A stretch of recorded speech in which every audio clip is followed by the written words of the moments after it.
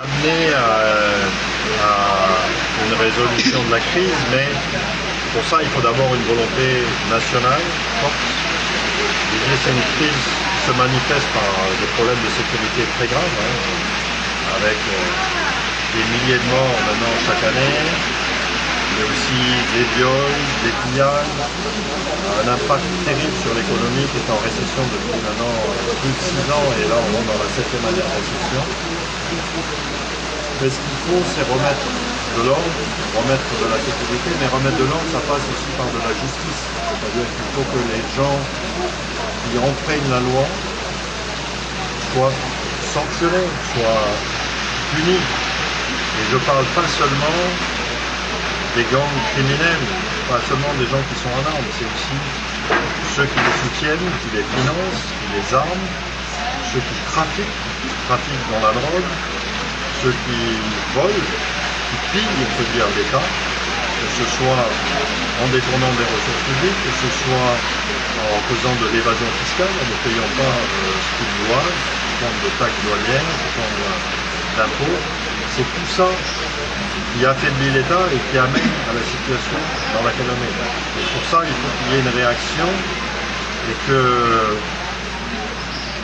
la loi soit à nouveau respectée. Et ça ne peut pas être les plus forts qui toujours échappent à la loi. Il faut que l'État retrouve sa capacité à sanctionner.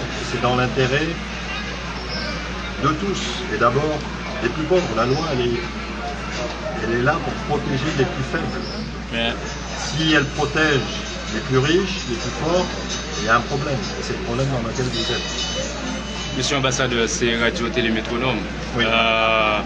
Il y a un pile observateur, un pile spécialiste qui ouais pays la France, bon côté de l'autre pays, à savoir États-Unis et Canada. Donc ensemble, nous constituons 3 pays. Là, pays ça constitue 3 pays qui sont responsables instabilité politique pays, situation insécurité pays. Qui opinion sur ça? Bon, j'aimerais bien entendre l'argument un petit peu plus loin parce que je trouve que c'est souvent, j'ai tendance à dire, ceux qui disent cela sont soit des idiots utiles, soit des complices, des vrais responsables de la sécurité, des problèmes du pays, qui sont haïtiens. La France, l'États-Unis, le Canada, ce qu'ils apportent, c'est de l'appui, c'est de l'aide. C'est les 3 pays qui, aujourd'hui, soutiennent la police nationale haïtienne. C'est 3 pays qui apportent de l'aide humanitaire pour les déplacés. C'est 3 pays qui financent des projets de développement, des projets d'infrastructure.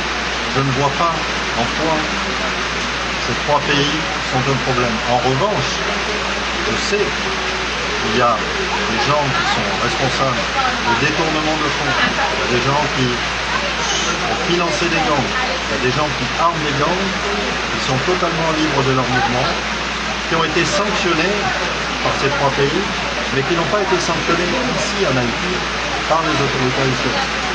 Le problème, il est là, il est dans l'impunité. Et aller chercher les responsabilités à l'extérieur, encore une fois, c'est rendre service à ces gens-là, c'est détourner l'attention.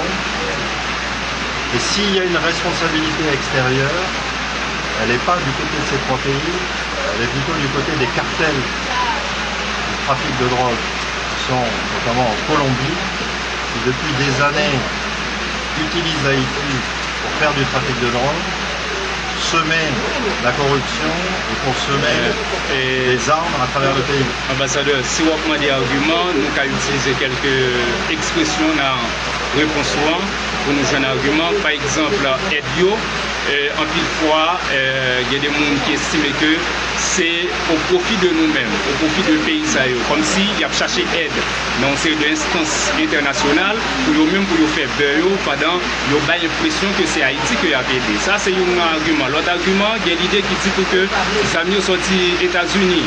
Comment les amis fait arriver là? C'est pays États-Unis qui a 20 armes. Donc tout ceci, c'est pour expliquer ou encore argumenter l'approche qui dit que c'est le pays qui est responsable de sécurité. Bon, je ne suis pas sûr d'avoir compris toute votre question en créole. Donc quand vous me traduisez en français, en tout cas ce que j'ai compris sur oui, les armes, elles viennent des États-Unis. 80% des armes dans le pays viennent des États-Unis. Mais aux États-Unis, il y a des trafiquants d'armes qui ont été arrêtés, qui sont passés devant des juges, qui ont été sanctionnés. En République dominicaine, par lesquels transitent une partie des armes, il y a des gens qui ont été arrêtés, y compris des Dominicains, y compris des policiers dominicains par les autorités dominicaines, qui ont été sanctionnés. En revanche, ici en Haïti, les armes, elles rentrent par les ports, elles passent par les points frontaliers. Je ne vois jamais de saisie d'armes, ou alors très très peu. Et je ne vois jamais de trafiquants d'armes haïtiens, il y en a, arrêtés et sanctionnés. Le problème, il est là. Mais États-Unis toujours, on pose cette question, on va le tout à l'heure.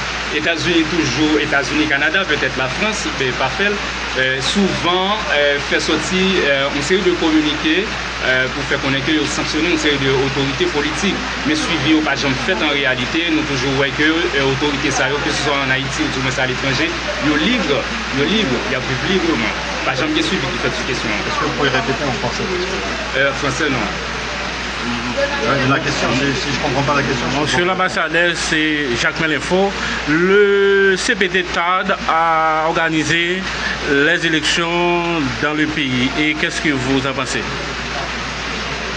Bon, il y a un accord qui dit qu'effectivement, il faut organiser des élections d'ici à la fin de l'année. Il y a des travaux qui ont été engagés. Le CEP a été mis en place. Il travaille pour identifier les bureaux de vote. Donc, on sent qu'il y a une démarche pour aller à des élections. La question, je pense que tout le monde se pose, c'est est-ce qu'on peut organiser des élections dans le pays, dans l'état où il est, c'est-à-dire avec toute une partie du territoire sur lequel il n'y a pas de contrôle de l'État, toute une partie du territoire qui est contrôlée par des gangs criminels, et une partie du territoire qui représente une bonne partie de la population. Donc là, je pense qu'aujourd'hui, il y a vraiment besoin de regarder est-ce que les conditions sont réunies pour organiser des élections d'ici à la fin de l'année. Je pense que c'est une question légitime qu'il faut se poser.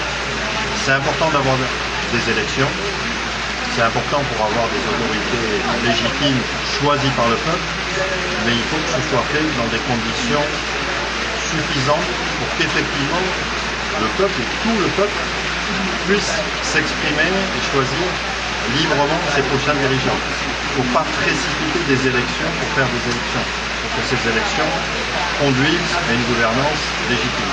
Mais le mandat du CPT prend fin le 7 février 2026. Et si on n'arrive pas à faire ce qu'on avait comme mandat, est-ce que le CPT reste en place?